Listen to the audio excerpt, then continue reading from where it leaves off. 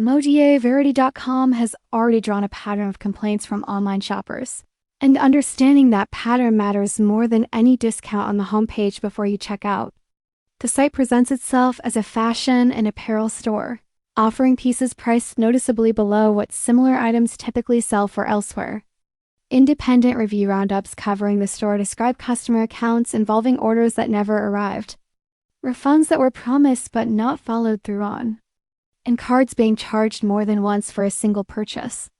I wasn't in a position to verify each of those individual claims myself, but seeing the same pattern repeated across outside sources, rather than isolated to one unhappy customer, is itself worth taking seriously. Steep discounts on unfamiliar apparel brands are also a tactic real scam. Operations lean on precisely because they work at low prices, often enough to get someone to check out before they've looked into anything else about the store's history. What's harder to pin down independently is how the site actually handles contact information, ownership, and its stated return policy. Since relying on the store's own claims about itself doesn't carry much weight once outside complaint, patterns are already in the picture.